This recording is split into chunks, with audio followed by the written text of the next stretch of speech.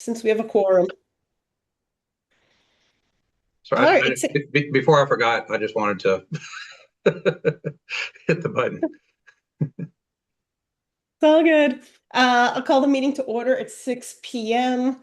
I know Rick and Bill are unable to be here tonight, but we have a quorum, so we'll get going.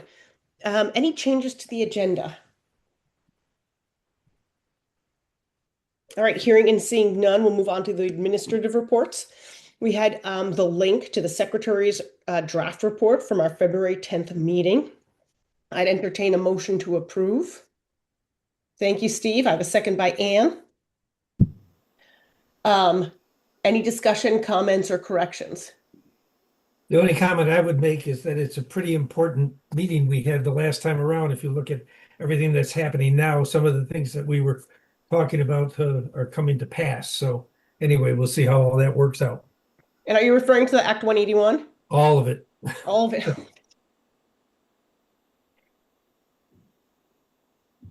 Right. All right. Hearing and seeing no other comments, all those in favor of approving the minutes or the secretary's report as written? Say aye. Aye. Thank you. That's unanimous. Hey, Gretchen, we just got started. We just did a Sorry. vote of the secretary's report. And that And passed. just so everybody knows for context, Matt is at his son's baseball practice joining us by phone. And so we only have him till 6:30, and if the storms hit there, he may have to leave a little earlier. So that's so just want to give you that context. Yeah, Okay. if I drop off, that's why. No problem. Thanks for joining us. Yeah. All right, well, moving on to the Athens Town Plan approval and planning confirmation. So a few weeks ago, Matt sent us the draft, the town plan that was up for approval. And then last week, Matt sent us staff's Athens Town Plan review. I think since then, Rick and Bonnie had a couple comments. I think Bonnie made a note that maybe one of the schools mentioned in the Athens Town Plan had unfortunately closed. And I know Rick made a comment about suggesting someone's going to correct me, Matt, wildlife The preserve. the Bull Creek Commons land that was recently conserved, so I think that land was conserved in between when they completed the draft of the plan and when they were ready to adopt it. So we could just add that as a note for when it comes time to update the plan to make sure that is included in a future update. Great, thanks. And we can I thought the comments were really good. I think just to point out that this is Athens' first town plan. So it's exciting to see that they were able to execute and complete it. That's a huge step for the town, so that's exciting. And I think Matt staff's comments, I think gave the town good jumping off points about when they go through their next iteration, about some comments and ways they could flesh out some of the sections. But I'm going to turn it over to the executive board for comments, thoughts, strengths, weaknesses, anything else we think we want to note for the town of Athens. I really noted that they are terrified of zoning. God. Almost That they're what, Bonnie? Sorry. Terrified of zoning. Yeah. every paragraph said, this is not being negotiated, there will be no zoning, no zoning, no zoning. So with that kind of an attitude, I'm sure it's been hard for them to develop a town plan. But they Yeah, made some good points about how the plan was valuable for things that they do want. And I thought that was very intelligent. yeah, and that's my understanding of why there were some challenges in the past in getting a plan over the finish line was concerns about is this just the first step, with the next step being implementing zoning. So I think that may be a reason why some of that strong language was added. Oh, yeah, sure. Yeah. And I'll just note, this is also the first time that they've just adopted for the first time a local hazard mitigation plan. And for the first time on the way, or Matt, maybe they're adopting flood hazard bylaws, or maybe they're on the way to doing that. I can't remember. Yeah, I But don't think they're quite there yet with the flood hazard bylaws. I think perpetual repetitive flooding is really what's driven a lot of this interest in doing the planning. And also missing out on grants that require existence of town plans or local hazard mitigation plans. So it was a really big deal for them. I helped support them the first two efforts they made to get a plan adopted in town. But just the climate has changed, no pun intended. So I really commend them for sticking with it, and because some of the planning commissioners have been this is their third iteration over 15 years. One thing I could add is that I think another reason that they were ready to do this is because they can't join the National Flood Insurance Program without having either a hazard mitigation plan or a town plan. So, so they needed one of those in addition to adopting flood bylaws. So they are interested in doing that, I know. And like Brookline, they're pretty much just a stream valley. a lot of it is floodplain. Yeah. I just had a few comments that I didn't include them to everyone. I just sent them to Matt, and mostly just like corrections. But he suggested that I do bring these up in this meeting. So there's like 7 of them. Is this okay, or would everybody like just an email? Nope. I think this is better than an email, just for Okay. open meeting law and everything. I would say if there's typos, like you could skip the typos and just go give those to Matt. Uh-huh. We don't need to worry about those types of Yeah, things. I mean, the first one in introduction, usually, like the earlier date. Oh, it is the earlier date. Sorry, I was reading this wrong, I think. Anyway, I just had let's see, trying to see what I had here. On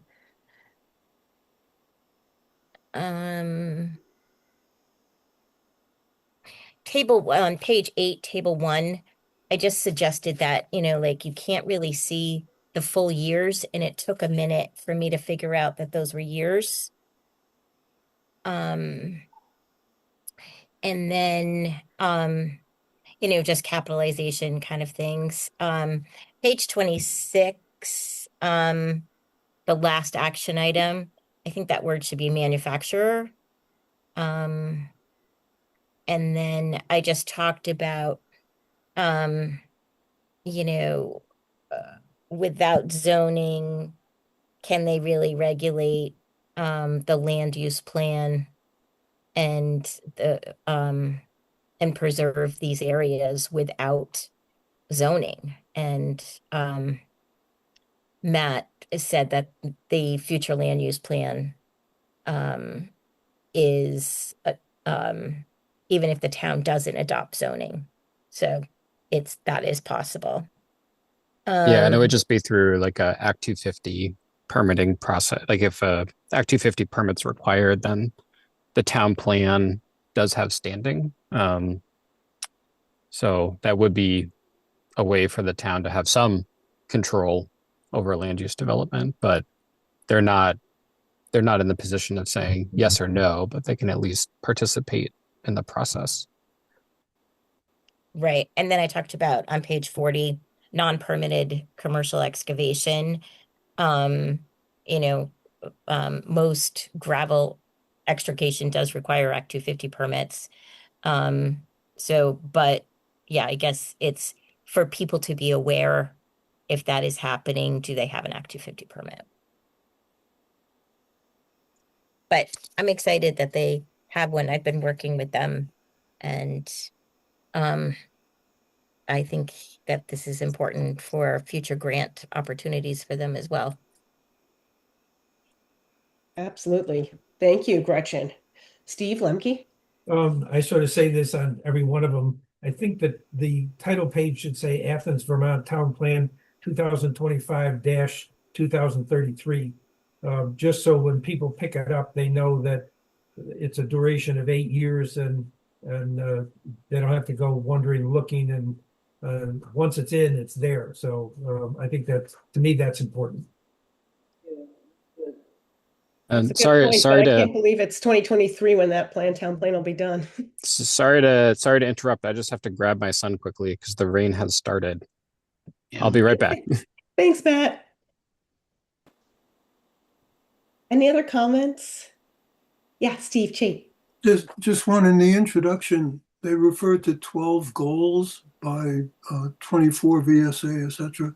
Those actually should be 12 elements that are defined. The goals are defined later under the 15 requirements, the 15 goals. All right, did you email that to Matt or? Yes, yeah. Okay, perfect. So Matt has it and he can include that in the revised comments. Just because he stepped off the phone. Any other comments?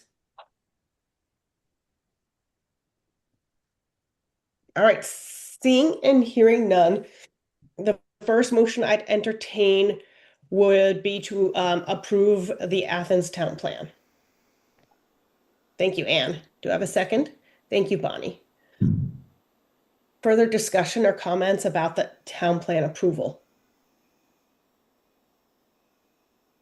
Hearing and seeing none, all those in favor of approving the Athens town plan, raise your hand or say aye. I see all hands. That's unanimous. Motion passes. And then the second part, the second motion I'd entertain relating to this is the motion to confirm the the town of Athens municipal planning process. Thank you, Bonnie. Do I have a second? Thank you, Steve. Any further comments about confirming their municipal planning process? Hearing and seeing none, all those in favor, raise your hand or say aye. That's unanimous. Thank you all. And thank you all for taking a really close look at the plan. I know I enjoy reading them and seeing what other towns are doing and what they include. So hopefully it's not only, I know they could be lengthy, but hopefully it's, it's helping with, your role as a commissioner and your roles in the town themselves. I always think they're interesting. Who was the second on that confirmation motion? Sorry. Thank Steve you. Lemke, thank you. Great. All right. And Alyssa, I'm gonna rely on you and Matt for the next part, or the next item, which is the proposed regional plan update and adoption schedule. The draft proposal was included in the packet. And I know Alyssa and Matt have been working on this. Yeah, thanks, Gabby. Yeah, so we did pass around a memo. Hopefully you've taken a look at that, which has most of the information that we'll share tonight, but we're just we have a concise PowerPoint that I can throw on here to guide our chat a little bit more. So I'll do that. But Matt, are you available? Yeah, I'm back in the car. Okay. Yeah. So I'm on the first. Let me just put it up here. Yeah, I can Slideshow see. going. So Oh, you can see. Okay. yeah, All right, let me get slideshow going here. All right. So you can have at it. so I was just gonna go over just at a high level the updates that are needed to the plan, and I know we have talked about this with the full commission at the January meeting. But as the executive board knows, we just completed a regional plan update process in July of last year. And so that version of the regional plan meets all the state requirements.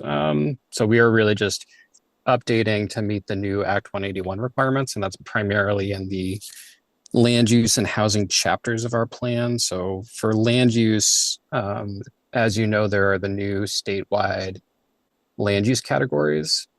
So we are updating our regional future land use map based on those new categories. And we've been meeting with towns in the region to go over that process and get their feedback on the draft maps.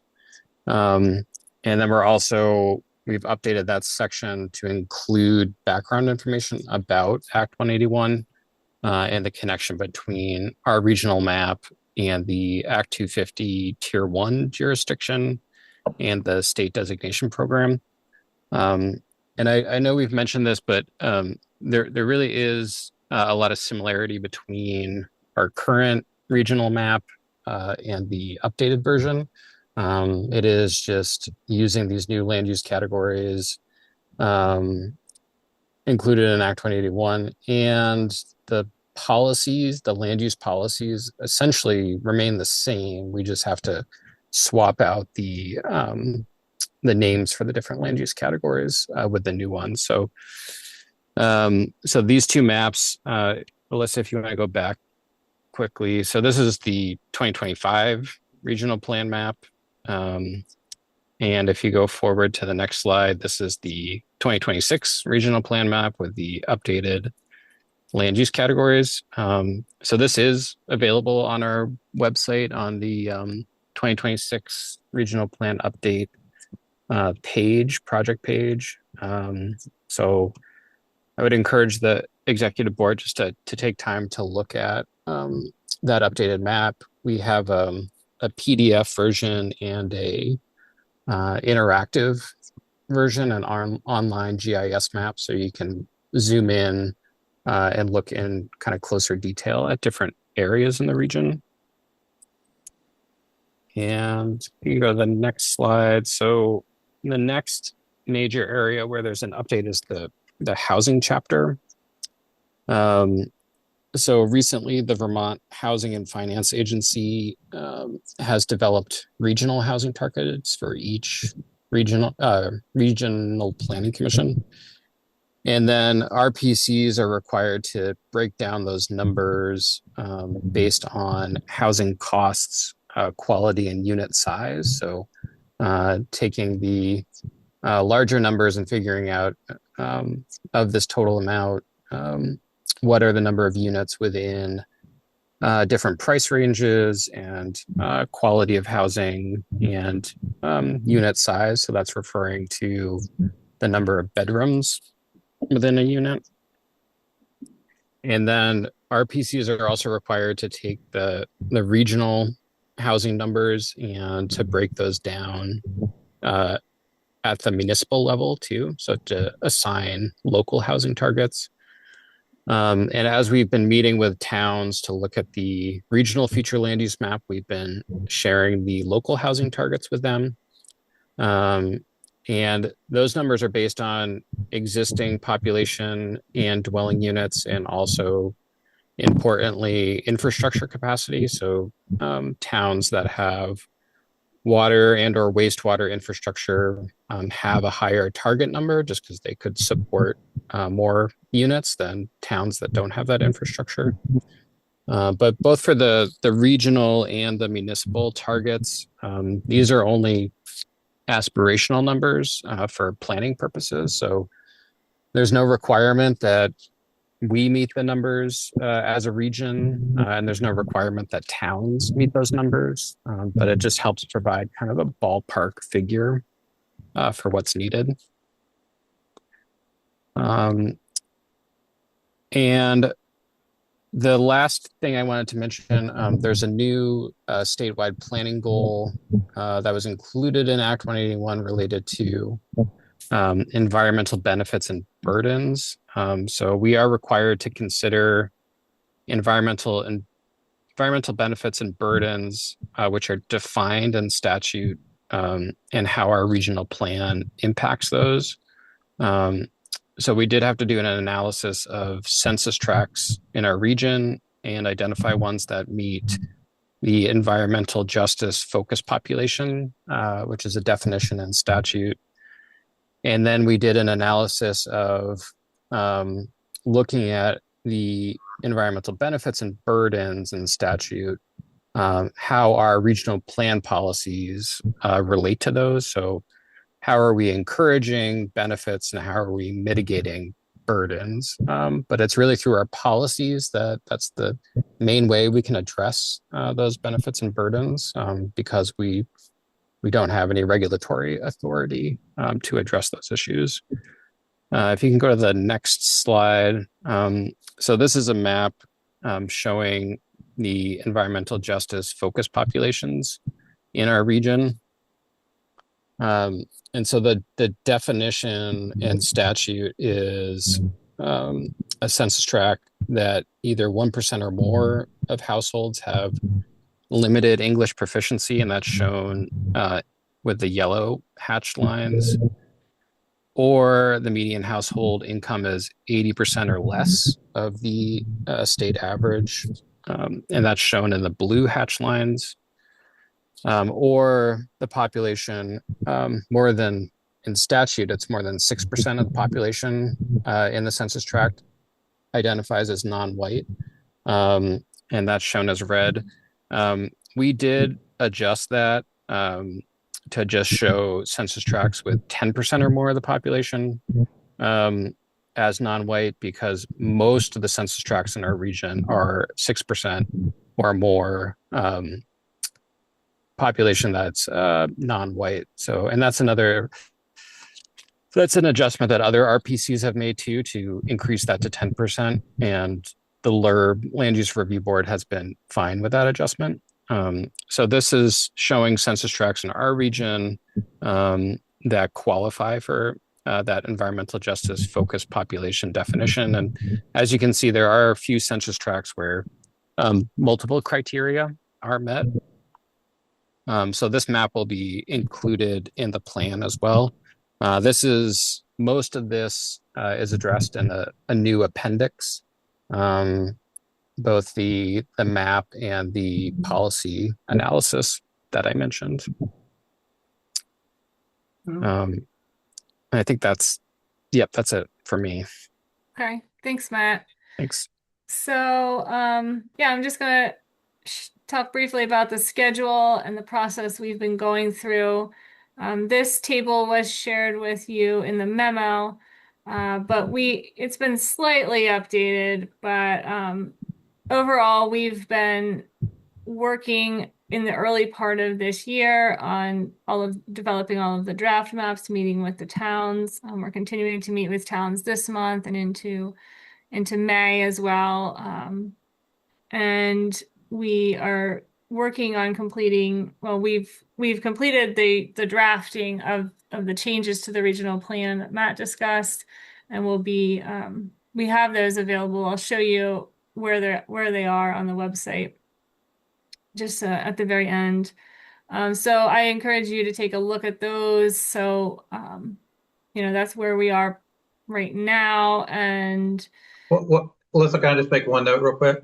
Mm-hmm. We're about done meeting with the towns, and so far, I think while there may be consternation around Tier 3 and the road rule, which have nothing to do with the regional plan update, I think, and Matt and Alyssa said, tell me if we feel differently, but we've been welcomed and well received, and nobody's been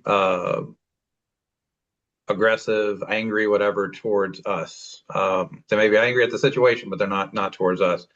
And I just want to note that because I've worked in, I've worked in contexts where where every planning commission meeting has sheriff's deputies in attendance, and we've not had to deal with that. So.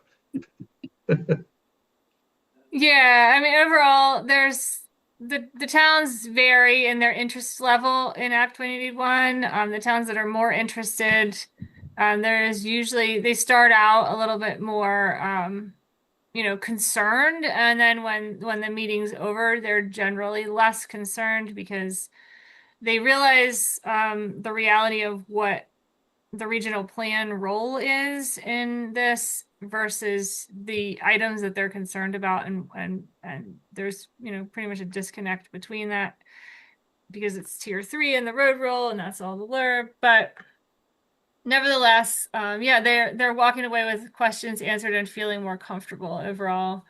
And so we will be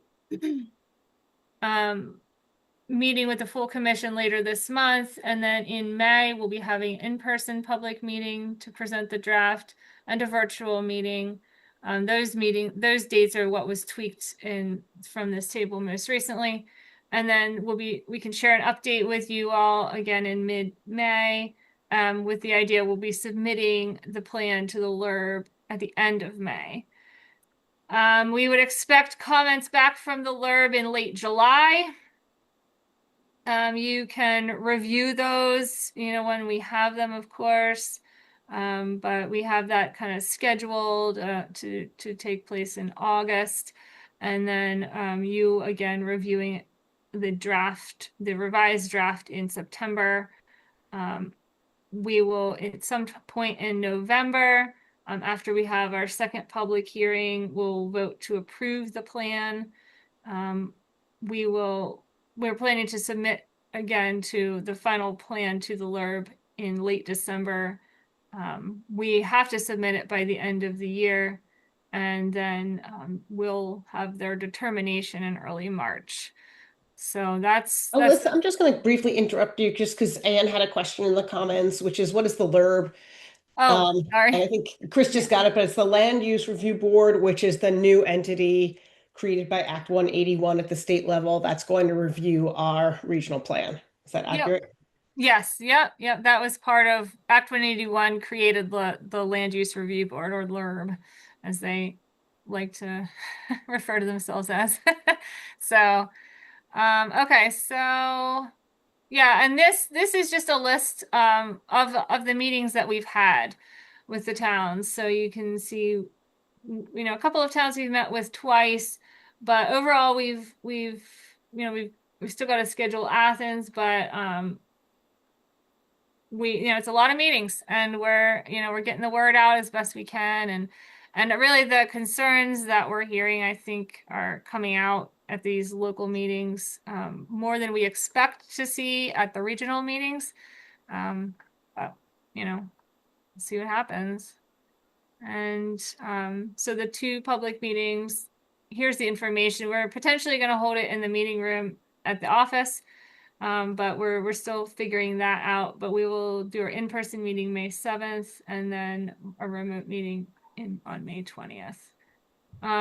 So I did want to just point you to so here's the website, of course. If you click on the blue there, all of the draft regional plan text is separated out by chapter or appendix. So these will open the PDFs, and within them you can see the track changes of all of what we've worked on with us, Matt and I, and other staff. And then here are Matt mentioned the maps. So here's the interactive map. This is the PDF, and then all of the town maps. And as about once a week, Jeff is revising these as we hear of comments. Like last night I met with Westminster, and they gave a small change came out of that discussion. So soon they'll have a revised map available. So we're just posting the latest ones we have. And yeah, that's all I had to share. So any questions? Yeah, Steve. I heard that there's a reasonable pushback on the timing of all of this and things like that. If it gets slowed down, as I think it's being projected that it might, will this impact our schedule at all? Or, No. I mean, we're sort of doing two things, a thing totally separate from LURB and the 181, right? So this is good. Thanks. Yeah, it's all within 181, but the changes that are being taken up by the legislature to delay aspects of 181 aren't impacting the regional plans. So Okay, we'll good. still proceed with the schedule. Great. Yeah, I don't think even I don't think anybody, I mean, there are some people who are saying repeal the whole thing, but I don't think that would pass because there's too much work that's been done. And they would lose basically the opportunity to have a state, finally from the bottom of a statewide land use map. Yeah. No, Really she coming was- down out there. Sorry. Jim, did you have a question? Yeah. For the population density, what census were you using for that? 2020. 2020? That would have to be a Matt question. Yeah. Sorry, what was that? What census did you use, Matt? Oh, 2020? yeah, 2020. Yep. Okay. And I need to sign off. I apologize. See you, That's Matt. okay. Thanks for being Okay, here, Matt, in thank between you. things. Yeah. Careful out there, Matt. Okay, Stay thank you. safe. And Jim, we use the actual census, not the community survey. It's because Oh, yeah, it gets kind of sketchy in rural areas. certainly does. Yeah, Anne? I was curious more about when Matt mentioned the estimates they've done of how much housing is needed in each community. Is that something that's available? I'm awfully curious to look at that. So the housing estimates they are available within the appendix. There's a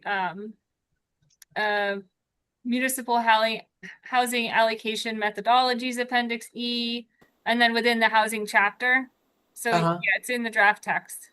Alyssa, if you could just send that to the exec board after the meeting, that would be great. Just point them to it. Okay.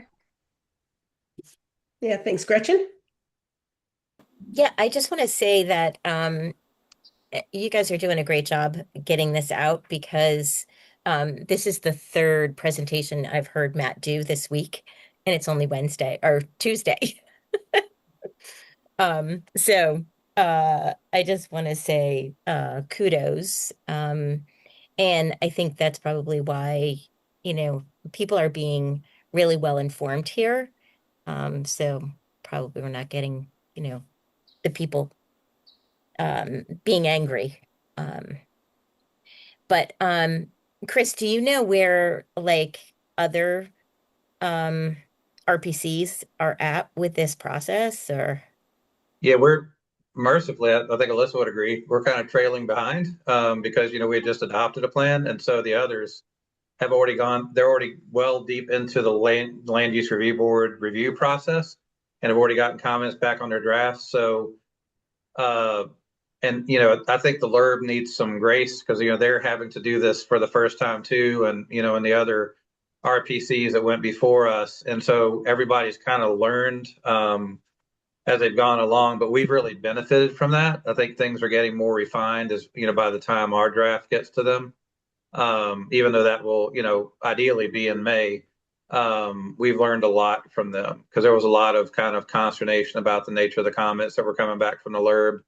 Because I think they were trying to figure out how granular, is that a fair assessment, Alyssa, if you've looked at those comments, that how granular the LURB was getting. And, the RPCs, I think, assumed that the LURB would be more deferential, assuming that being professional planners and working with our towns, we would know more about our regions than they would. And I think things have kind of settled out a bit.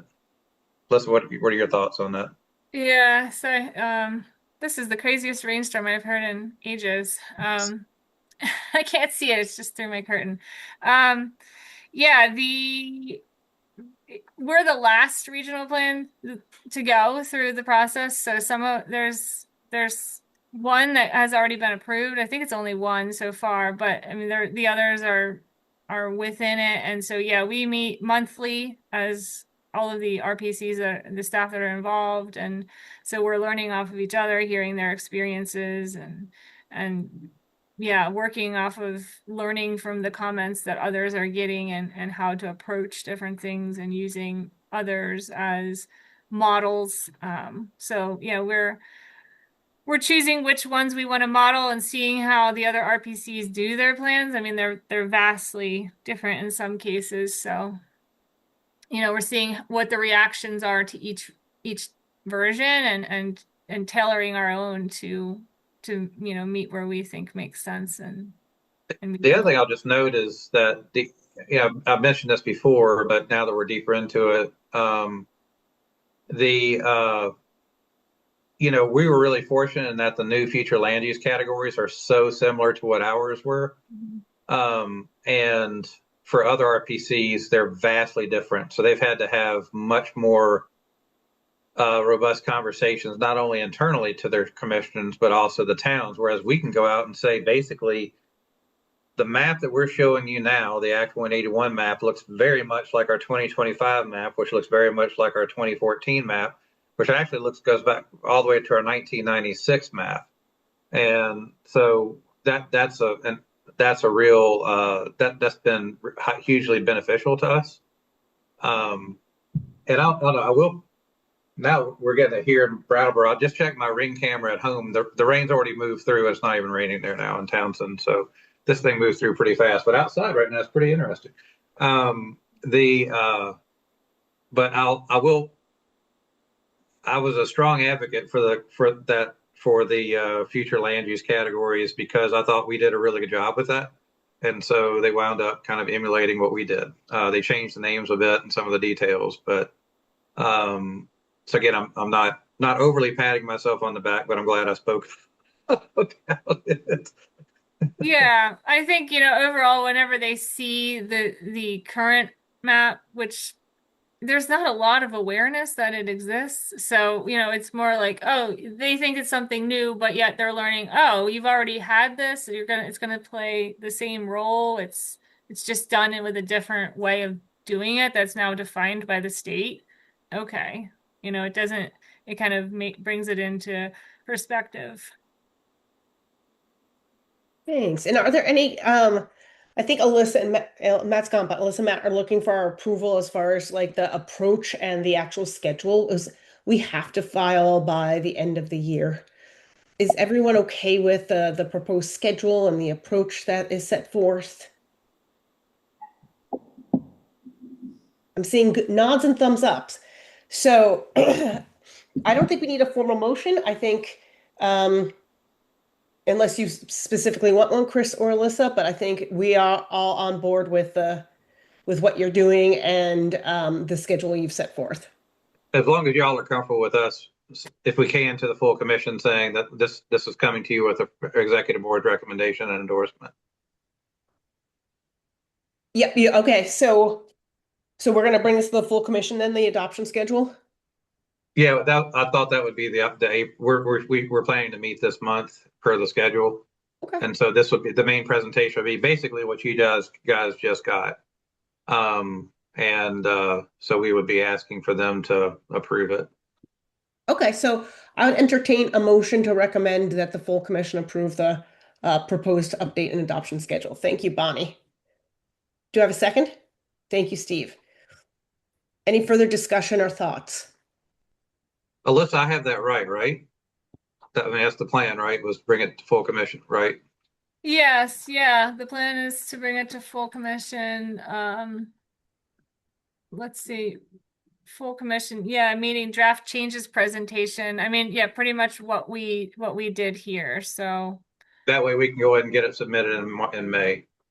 Yeah. Who made the motion, Gabby? Sorry. Bonnie made the motion and then Steve Lemke seconded. And the plan says 4/28 will be the presentations of the full commission. Yes. Great. Any other did we comments? vote? Sorry. All right, all those in favor of making that recommendation to the full commission at our April meeting? I see everyone's hand. It's unanimous. Motion passes. Thanks for clarifying that motion. Sorry, I have to say I've never seen it like this in my office here in Brattleboro, and something very large just blew by. Oh my. Yeah, it was nuts. That's what I was saying. It was nuts here. Now it's kind of gone through here. Yeah.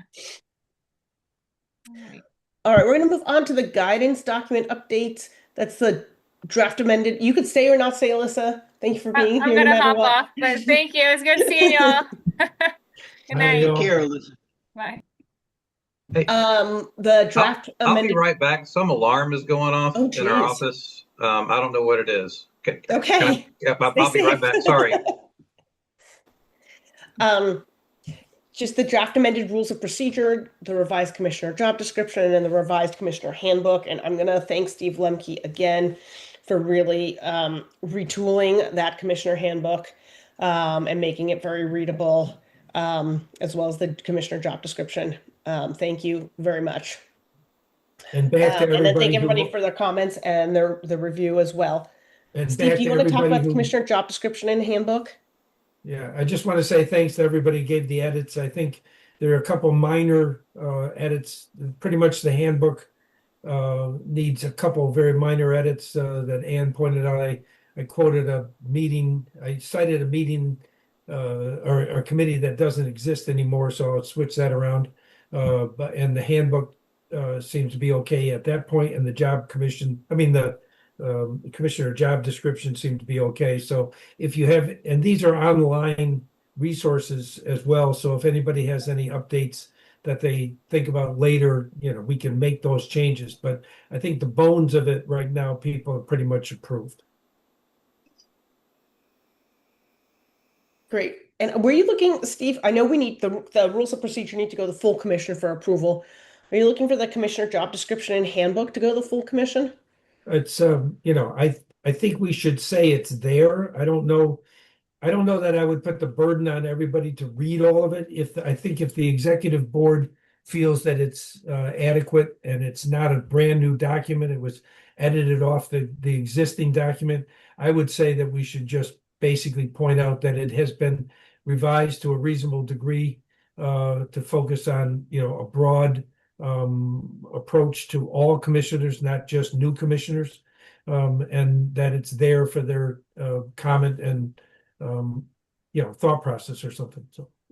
All right, I agree with that. I think that this is not a full, like that the executive board can vote to approve those two documents. So I'm going to do the motion, and if people have additional comments, we can take that.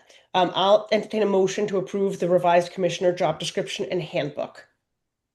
Oh, okay. Steve Lemke with a second by Ann. People are fast. Any additional thoughts or comments about it aside from thanking Steve Lemke? Hearing and seeing no comments, all those in favor of the approval, raise your hand or say aye. That's unanimous. Thank you. And then I think we should include them in the packet or a link to them in the full commission packet for this month and then we could talk about it orally and remind people, please look there. These documents have been significantly revised. Does that sound like a good plan, Steve? Yep. Jamie, Okay. Does that include the rules of procedure? No, because that needs to go to be approved by the full commission. Got it. Okay. Sorry. So I we think just the worst did is while you were passed, away, but we just did the commissioner handbook and job description stuff. I think the worst is past, but as I just noted in the chat, if I get knocked off, I'll rejoin by my cell phone. Okay. Moving on to the revised rules of procedure. Thank you for doing that, Chris. Any more comments or thoughts? Yes, Steve Lemke. The only comment that I had that wasn't, I'm not sure you got it, Chris, or you maybe said it's not. Anyway, on page 3, it says, in the event that a quorum is lacking at any scheduled meeting, the remaining members in attendance may meet as a subcommittee, but no action shall be taken. I just made the suggestion that it should be say the remaining members in attendance shall meet as a subcommittee, but that was just me being directed. So we could leave it as it is or whatever. I think the intent was to give the committee the option to do that, not feel like, because if a shall would say they have to.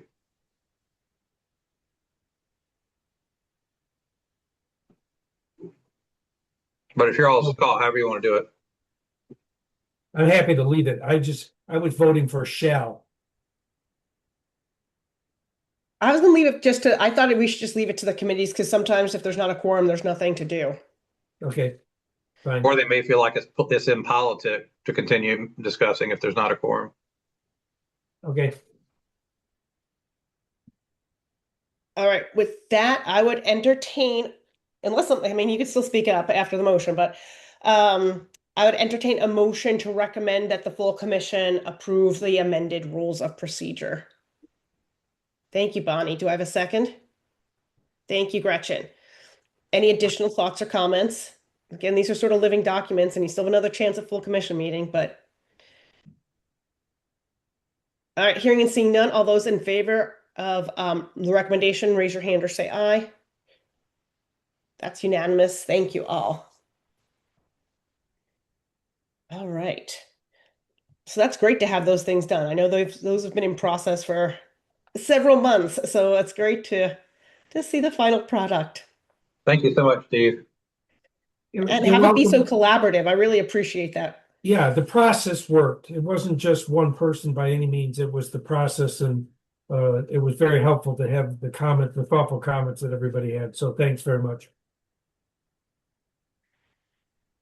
All right, we're going to move on to the next item, which is the Connecticut River Conservancy Campany Expert Witness Request. So I'll let you take that one, Chris. Yeah, so without getting into too much detail, Connecticut River Conservancy and other plaintiffs are appealing the what's called the 401. When there's a FERC dam relicensing, there's what's called a state water quality certification that's required, and that's what's called the 401.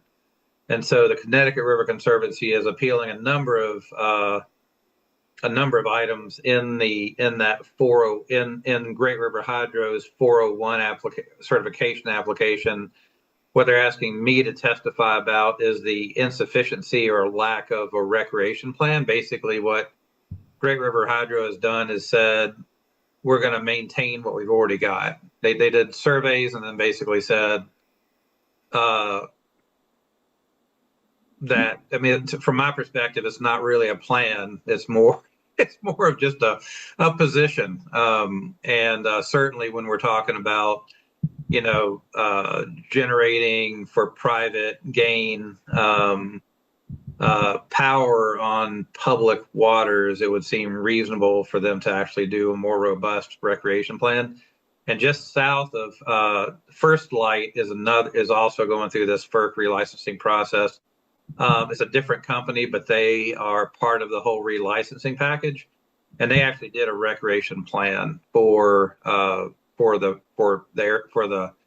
impoundments south of the Vernon Dam. So there, and also on the Deerfield, they did a recreation plan for when Great River Hydro owns those now. It wasn't Great River Hydro at the time, but it's fairly standard that you'd actually do like an actual recreation plan where you propose, not just what you're going to do with the existing facilities, but what other enhancements and what other new things you're proposing. So that's all they're asking me to testify to, and it would be consistent with the comments that the WRC has already made based on our regional plan. So I just want to make sure you guys, and I asked Kathy Erfer, who incidentally is a commissioner, I asked her to give you guys an estimate about how much time it would take, and they estimate 8 to 12 hours total. And Chris, are you testifying as an expert yourself, or are you testifying on behalf of the Regional Commission? Me. Okay, so, and Bonnie, did you have your hand up, or was that from before? That was from before. Okay, I just want to make sure I didn't miss a question, because you're... No. And so I don't know. I think it's me in my position as executive director. Well, I think you're probably testifying as an expert witness, and your credential is you're the director, because I don't think you're speaking if you're not speaking on behalf of the Regional Commission. And is the question, like, are you doing it on work time? Is that I guess I'm just trying to figure out what you want. Like, do you want the okay to testify as an expert witness individually, or? Yeah, because I was assuming this would be work time. And therefore, I just felt like it's a legal issue. So therefore, I thought I should bring it to the executive board to see if you guys were okay with me doing this. And are they going to pay you for your time? Like, No, that's not been proposed. Yeah, Steve Lemke? Chris, do you see any downside of you testifying? In other words, regardless of politics or something else, whatever side, somebody complaining that, who are you, or why are you doing this, or is this a personal or WRC representative thing? That's the only question I have is you're representing all of us and all of the commissioners and all of the towns to some degree. Do you see any unintended consequences that would be negatives for WRC? Not that I'm aware of, because we've already commented on the insufficiency of as a Wyndham Regional Commission, we've already commented on the insufficiency of the recreation element of the 401 and the FERC relicensing. So I would basically be speaking to what we've already said. But I don't know. I'm not to ask Gabby for legal advice, but I don't know what. Gabby, you have more insight, and I'll note that the only time I don't have much experience with the courts. Except for when I was zoning officer in Calvert County, Maryland, of course, I was in the courts a lot, but I also had representation I was a witness, not an expert witness, and I always had representation by the county attorney. So there's a little difference. This is kind of new territory for me. All right, that's Gretchen and then Stephen Chait. Thank you. Yeah, it's kind of interesting. So we've had a changeover in the community director for our area for Great River Hydro. And I've met the person that is taking over, and we are actually doing going out because we did some work on a trail that is in their property line. And they announced to us that they were giving us $10,000 for the trail at the same time. So, you know, and she has actually talked about this recreational plan. So I think it's odd that they're not, you know, I mean, maybe it's just not robust, and maybe it's just like these little bitty things that they do along with you know, what they're like with each individual town that they're involved in. I don't know. It's Gretchen, interesting. the only caveat I would offer, and I don't remember the details of this, and I would not testify to this, but I think also in the Deerfield, there was a settlement related to the relicensing where they actually had to put money into the Deerfield. And I know Trout Unlimited, the chapter that I'm a member of, actually was a recipient of some of that. So it could be that over in the Deerfield, you're the beneficiary of, I guess, something like an enforcement action or some other issue that arose. But I'd love to see them do. I'm not refuting. It'd be great if they would do that over here in the Connecticut too. Yeah, I mean, two years ago when we approached them, they were like, "No, we can't give any money." And then all of a sudden, right before Matthew Cole left, he's like, "I got some good news." That's great. And, I mean, I just wrote a recommendation, an email, and we got it. So that's great, and it may be totally unrelated to what I just mentioned. Go ahead. Sorry. Oh. Stephen, you had a question? Yeah, it seems to me that Chris as an individual can testify where he chooses or where he's requested to that he agrees with. The question comes if it's on work time, then my guess is Chris does an awful lot as executive director well beyond work time. So it just seems to me that it's just a question of I'll be taking some work time to testify, and I just want to let you know about it.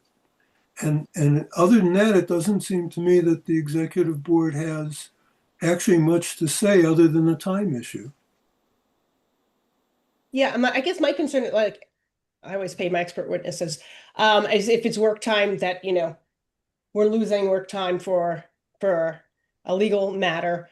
And I think my concern is if we say fine, and maybe this will never come up again, and I'm like creating an issue, but if we say fine, Chris can testify, and you know, we'll volunteer his work time, how do we make a decision when somebody else comes next time? Is it because we like the issue, because it's favorable, or, you know, what's our overarching policy? In that context, I would, if someone was going to testify as an employee of the commission, I would just say if you're doing it on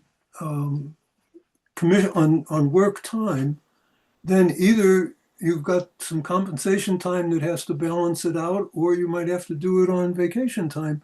But my guess here is there's an awful lot that Chris does that extends beyond the 8 to 5 workday, 9 to 5 workday.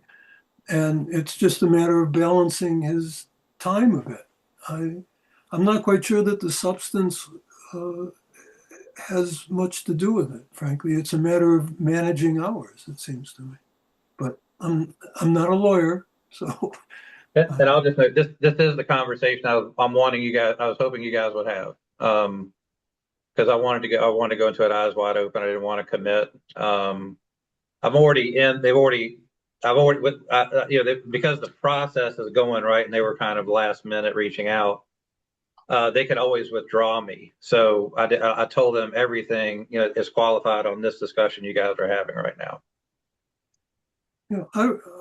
I would support your testifying, and I appreciate your letting the executive board know that it's a time issue. That's all. My opinion. So, yep, Steve Lemke. I don't think we're necessarily setting a precedent for everybody in the organization to testify about anything. So I think this is on an individual basis. It should be brought when it's an expert witness situation. It should be brought to the, and it involves a WRC related issue. It should be brought to the executive board and we'll give our opinion, if not our judgment. So our policies will make a determination on a case-by-case basis. That's what I would suggest. Yeah, Anne? And the only thing I would add to that is just the clarification that this is a topic for which the commission already has a policy regarding, as we do in this case, as Chris described, that this is something that we've thought about, that we've opined about, and so it's really just expressing the same opinion in a different context. I think it's just too bad that they're not paying him as an expert witness, because I know when I've dealt with expert witnesses, we paid. Yeah, we did too. And so I actually want to take away the policy, the WRC policy from, I think, this discussion and just say, we are doing this we will analyze on a case-by-case basis if people want to use work time. It seems like Stephen Chait's saying, because we think that Chris puts in more than 40 hours a week. And so in the end, it's even. Is that accurate, Stephen? I don't want to put words in your mouth. That's roughly what I'm thinking. I mean, there were times when in my employment that I had to do things on work time because that was the only time and they weren't work related. But my boss knew that my 40 hours was 60 hours and he'd just say, go do what you have to do. So it wasn't a big issue, and they weren't legal matters, but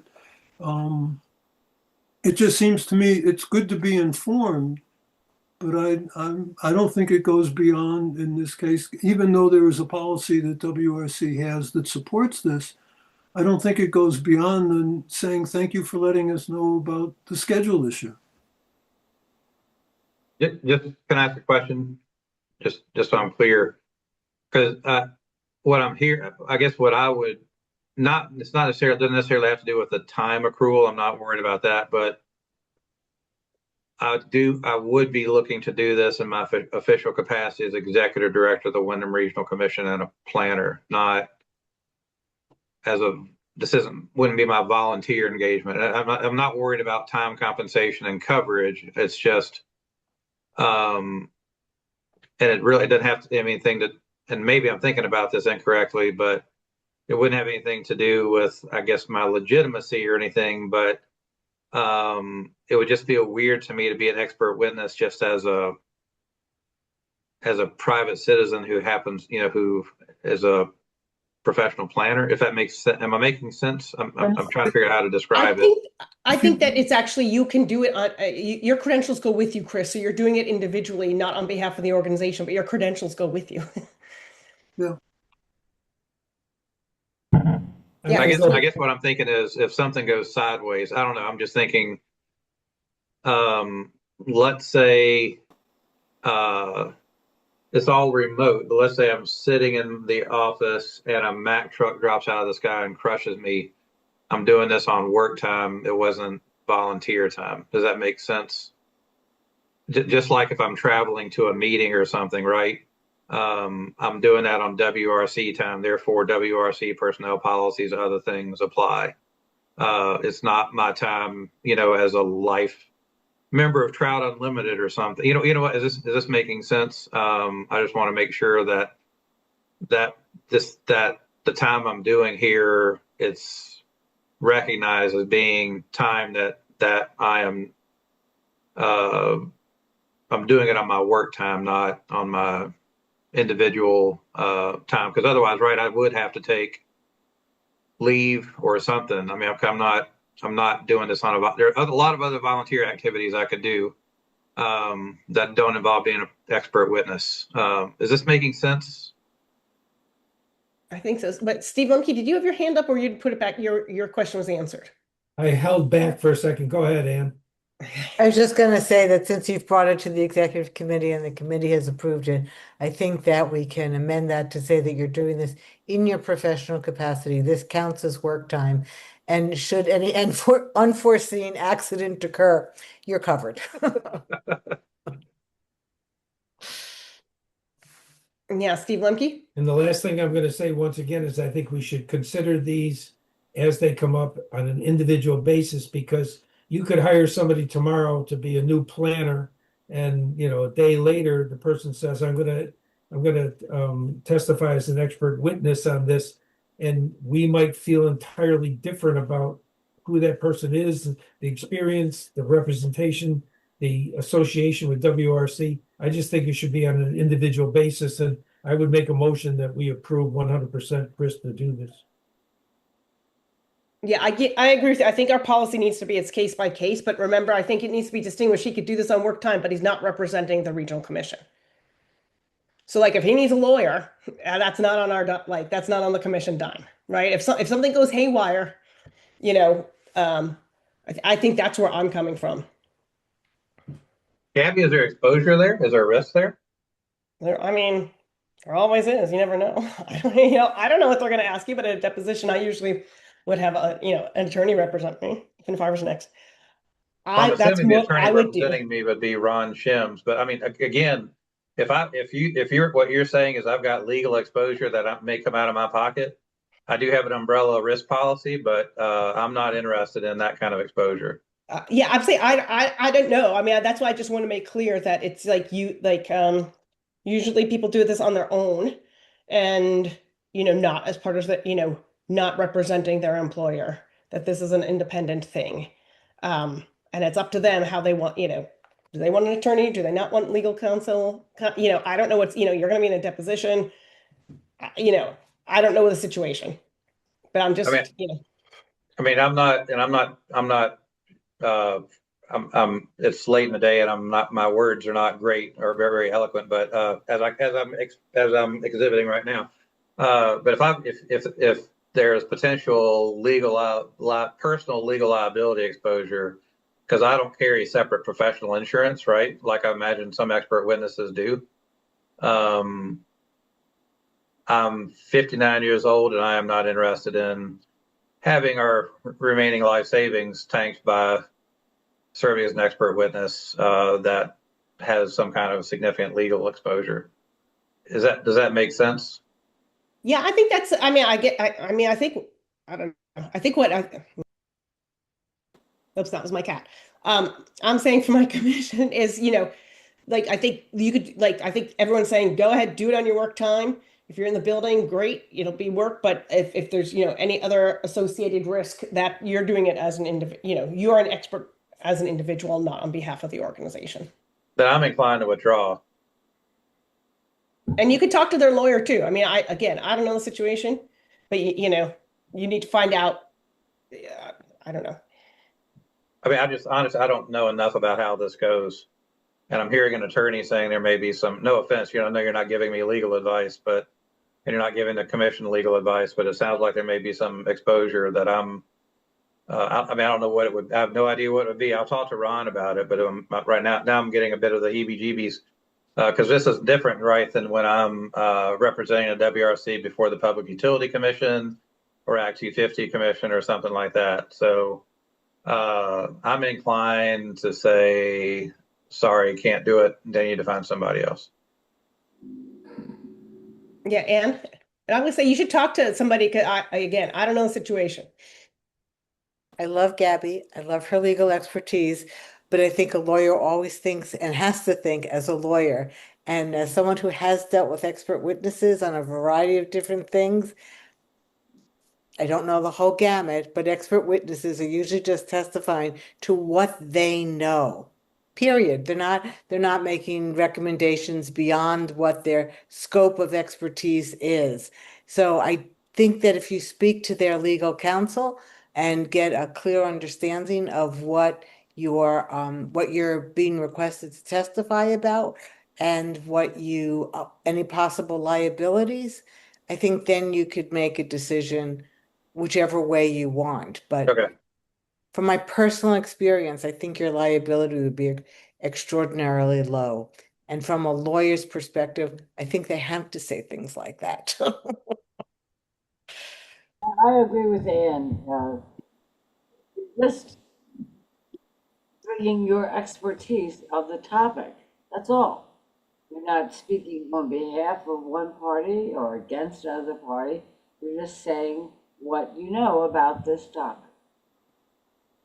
So what I'm hearing is y'all are okay with me doing it on work time, but it's up to me to talk to their attorneys to see if I'm comfortable with any other legal exposure, liability exposure, and frankly, what they will cover if something like that happens.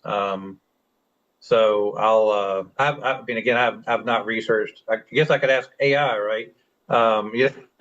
Be careful, be careful. The expert witnesses. Okay. Do we want to do a vote on this, or if you don't want to, I'm got it noted. I'm doing this in my professional capacity as WRC staff, but not representing the WRC. And that the board will review such future requests on a case-by-case basis. That sounds right. Yeah. All right. Sorry to take so long on that, but this is new territory for me. It's important. And I've just, in my capacity as zoning officer, I've seen some interesting games. I was actually kind of on a first name basis with the process servers in Calvert County because they would come in every Friday at lunch, and I'd sign. But of course, it was whenever the suits were coming, it's always in my capacity as zoning officer for Calvert County. I had legal representation and cover by the county, and so this is a whole different world for me. And again, it's just expert witness. This is not like a refutation of my position I took as interpretation I took as a zoning officer or something. So but when big money's involved, I never know like what other games might be played, and hopefully there would be none. But I'll talk to Ron Shims and others about that. Okay, thank you. All right, moving on. Appointments. I don't think there are any. So we'll go right to the executive director's report. Okay, so Anand Fideli, he has left us. He's taken a job at Pioneer Valley Regional Planning Commission. If you guys, and I commended him for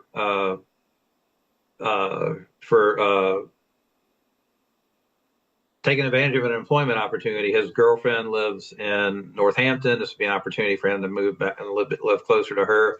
If you remember, Anand was on a limited term with us, and we probably were not going to be able in a position to renew it at the end of this fiscal year.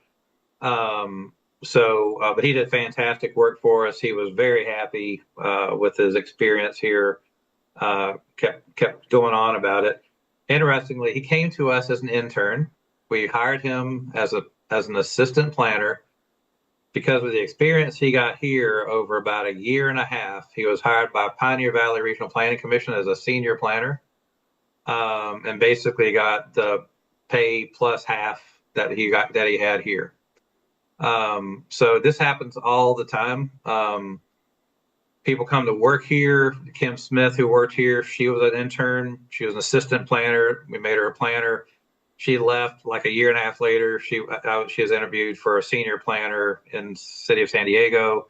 Diana Reed, who was Alyssa Sabeto's predecessor or emergency planner. She came to us fresh out of school. Oh, and by the way, Anand only has an undergraduate degree. Dinah Reed came to us as her first job out of planning school. She left us and became deputy director of Snohomish, I think it was Snohomish County Planning Commission in Washington State. So that's just the nature of the work that we do here. I think it's way underappreciated by the legislature and others about the caliber of people that we have and the experience they have here. And frankly, the nature of our work, if we were to go away, I don't mean individual staff, I mean RPCs and the work that we do, the state would have to reinvent us somehow, because I don't think the towns could make it, quite frankly. So not trying to make this too big a deal about Anand, but it's just, I see this over and over and over again.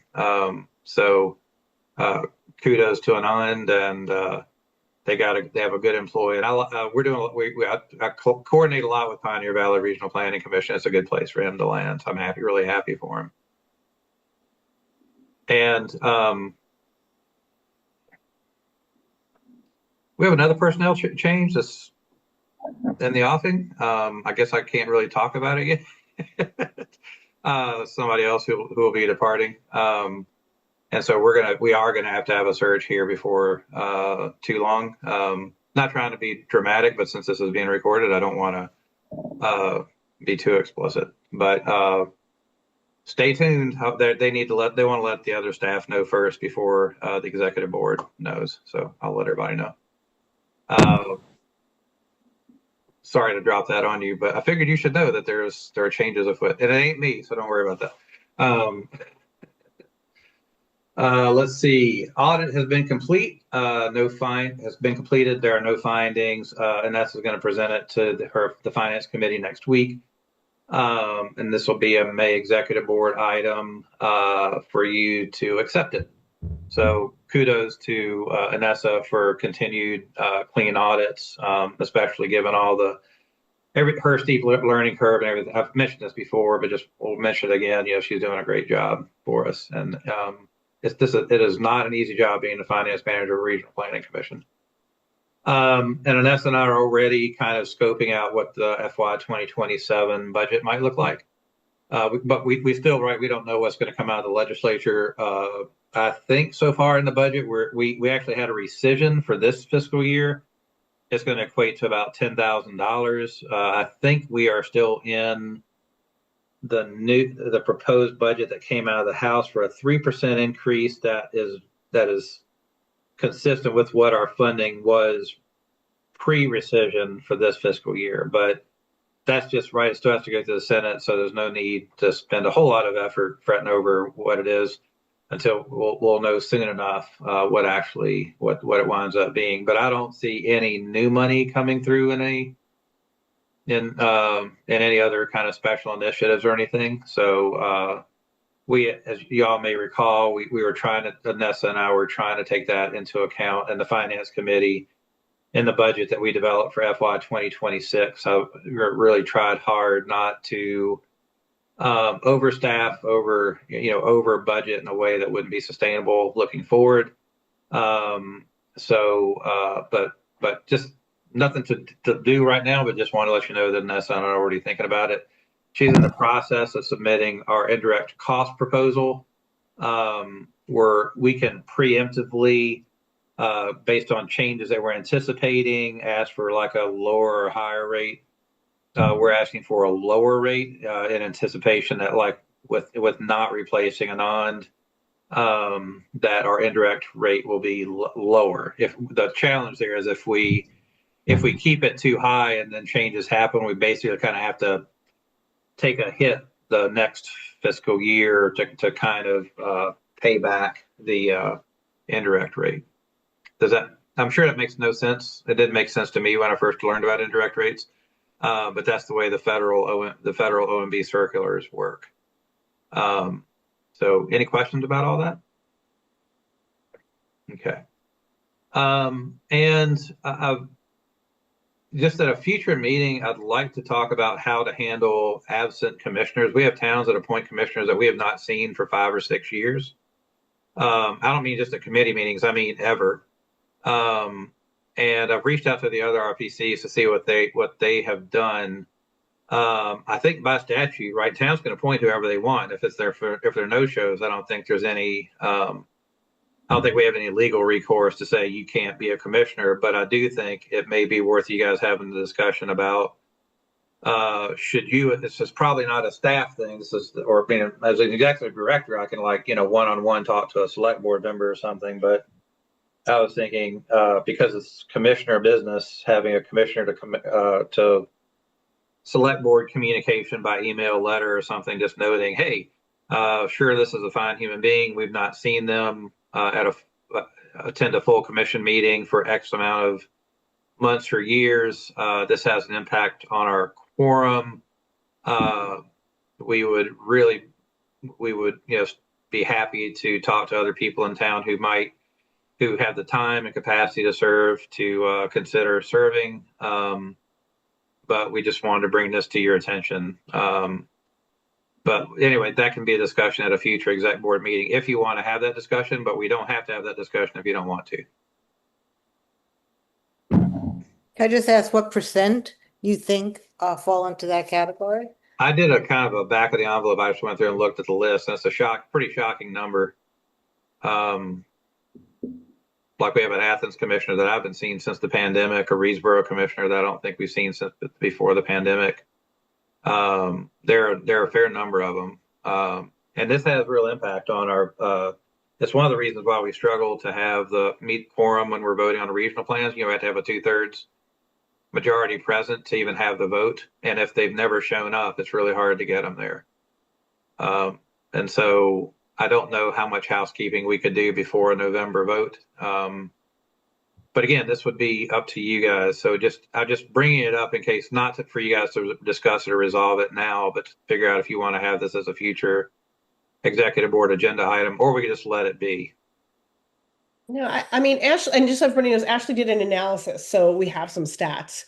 But I think it's worth bringing, I think this subject comes up like every couple of years about how do we balance encouraging, having commissioners come versus not being too harsh if they don't show up. But I think having some statistics will help guide our discussion, and we can have an informed discussion. So I think it's worth bringing to next executive board meeting. This one was a little packed. Yes, Steve. I totally spaced on the fact that I'll actually have done that analysis. So we actually have a spreadsheet that captures that. Yeah. I think Steve Lemke and then Bonnie. I think it's worth having a discussion simply because, among other things, I happen to know that the handbook does cover this to some degree. And these people are appointed every year. So if we haven't seen them for multiple years, the town may not know that they haven't fulfilled their obligation. They may not know that they haven't fulfilled their obligation. So I think, partly we should be cognizant of what we've told people in the past and be kind with what we give them as an option to re-up, if you will. Bonnie's nodding in agreement. Great. So we'll add this to the agenda for next month's meeting. And that's pretty much it. Again, sorry about the staffing cliffhanger. I'm just trying to respect their privacy since we're in a public meeting. And I figured it was not worth having an executive. We didn't warn for a executive session. So anyway, I'll let you know. And that's all I've got, unless any questions for me about anything. One thing I will note, we shared with all the commissioners, I shared with you guys, if you're getting questions about Tier 3 road rule, we did a FAQ about, kind of how those things do and do not relate to the regional plan. That FAQ has now served as the basis for most of the other RPC's FAQs that are being used, and it's been shared with legislators. I shared it with our region's legislators. Yesterday, the LURB released their own FAQ as a multiple-page document, but I think I shared it, ahead of the public meeting, Act 181 public meeting that we had about Tier 3 and the road rule, which Alex Weinhagen, who's the LURB member, who is the point on this, he was very happy with the FAQ. So just please don't hesitate to share that, because I think it answers a lot of questions that people have, as well as the housing targets question. That's why it was actually a couple of years ago, we created this document about what can towns and the regions really do, because, you know, we see towns create housing committees and, you know, and you're right, a lot of times they've never even addressed this question before, and they don't know what they can do. And so what towns can do is actually, it's extraordinarily limited, but it's also really important. But a lot of towns, I think, are under the impression, the absence of that explanation, that somehow they are on the hook themselves for building housing. And that's not the case. And it came up in Jamaica yesterday with, that's a town that's voted to close the school. And so now that's going to revert to town property. We have a number of these. And, the concern was raised that, wait a minute, can the state make us build housing on that town property? It's like, no, absolutely not. You know, the fundamentals of town planning have not changed. Towns can still choose to have a plan or not. They can still choose. They can adopt a plan if they want to that flies in the face of state law. The region couldn't approve it, but they can still do it. They can choose to have zoning or not, and enforce that zoning or not, all that stuff. So, so they're still in the driver's seat on all this. So I'm just mentioning this to you guys as our executive board and the leaders of the commission to just be, to just kind of be aware of and understand some of these issues of concern that are lurking out there because of a lot of, it's new information, it's cultural change, and there's a lot of kind of mis and disinformation out there about Act 181 and what the expectations are. All right, I'm done. Thanks, Chris. Moving on to committee chair reports. Is there anything that we want to bring to the broader group that happened in a committee? Yeah, Jim. There's not been a lot happening in project review. March was essentially a bionic month for me. I had optical surgery on both eyes, and I'd like to thank Stephen for helping out with a couple of meetings and chairing them during my recovery. And other than that, there's not a lot going on in planning. All right. Well, glad that you're recovered. And thank you, Stephen, for covering. Oh, you're most welcome. Happy to do it. Yeah, Stephen. For the Transportation Committee, one of the main functions of the Transportation Advisory Committee actually is to deal with a process that VTrans has called prioritization of projects. And VTrans is not prioritizing, and they're not spending much on these projects, so they have put this aside for some time, for an undefined time. And so the work that with Chris and with Colin and I are working on is we need to have the Transportation Advisory Committee. It's a requirement by VTrans. So we're trying to figure out how to make the best use of the members' time, how to do things that would attract new members, and to keep it as a viable, functioning committee until VTrans comes around again with knocking on the door and saying, let's prioritize projects. So it's a bit of a transition, and it's a work in progress, but I'm happy to keep the exec board up to date on what we're doing. And it is always a matter of, like everything else, having commissioners participate. So that's the news from Transportation Advisory Committee. Yeah, thanks, Stephen. That's surprising about the prioritization, and too bad. But I'm glad to see that you have some, looking to brainstorm to make sure that commissioners and other Transportation Advisory Committee members remain engaged. And I'll just note that I would not expect project prioritization to resume for probably a few years. There's no new money.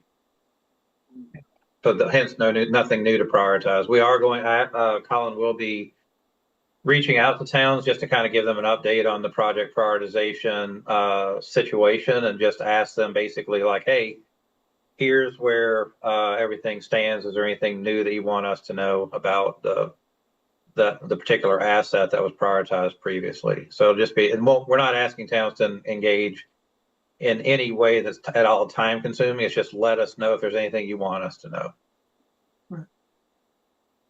And No, I guess, and just to give them a heads up that like maybe if they think their bridges are going to be repaired by the state, maybe not so much, right? Well, that'll be part of the intent of the Conversation. conversation too, is just letting them know. Yeah, for Wilmington, Bridge 31, it's scheduled for 2029, but they have VHB as the engineers on it. So I wonder what's going to happen with that. Stephen? yeah, and just to add, one of the things we've been working on, Colin and I and with Chris have been working on, is topics that would be of interest and attract folks about transportation. I think we have a good list. I can circulate the list, but if folks have issues that they think would be reasonably informative for the towns or attractive as topics that would assist them with problems they're having, I'd be more than happy to hear about any suggestions for topics. Right now, one of the things at the top of the list as a general statement is capital planning for roads in particular, but for transportation facilities. Another is the interaction between public transit and any developments that take place so that public transit can get to these places. And there are a number of topics. I think I have an interest in transportation, so they're of interest to me. But I'd be happy to hear what other commissioners have to say. So thank you very much. And one brief thing I'll note, we're the next road foreman's meeting, we're collaborating with VLCT. I'm spacing on Kathleen's last name, but she's the point person with them on doing capital planning. Last week, myself and Sue Westa and Mike McConnell went to a fantastic capital planning forum hosted by the Vermont Bond Bank. It was really outstanding. Got into kind of capital planning 101, but then also the importance of capital planning to inform like flood adaptation and climate resilience. And thinking ahead about, they had somebody attend from Buncombe County, North Carolina, which is where Asheville is. And he was talking about the situations there where some towns had literally zero tax receipts coming in when they had, catastrophic damage that was several times the town's budget, and how they're trying to manage that, and the advantage of having capital plans in that case. And we also one of the benefits I think of educating a road foreman is in a lot of cases the road foreman will there's less transition there relative to like select board members. So educating them in what this is so that they can continue to educate their select persons will be helpful. Sorry, Ann, I'll push it. If I may, Thanks, Ann. Just quickly, in terms of capital planning as a big topic, one of the specifics under it was to try and help select boards understand not only the dollar impacts, but the environmental and aesthetic impacts of paving versus keeping dirt roads, and how they can plan. What are the cost implications? What are the environmental implications? And how can they make good decisions regarding the rural roads? So that's where we are at the moment. Thank you. All right. Thanks, Stephen. Anything else from chairs? All right, moving on to the review of action items. The action items from February related to the amended rules of procedures and revised job description and commissioner handbook. So it looks like we have no action items. They were actually taken care of. So with that, Gabby, it's an action item for you. Oh no. Ashley is going to be, she's heading out of town and until Thursday or Friday of next week, leaving Thursday afternoon. So if it's okay, I'd like to get you the full commission packet tomorrow so we can go ahead and get it out. And also, just given the importance of the meeting, I think giving everybody more of a heads up would be helpful. So are you okay with that timing? Yeah, I'll be on the lookout. Okay.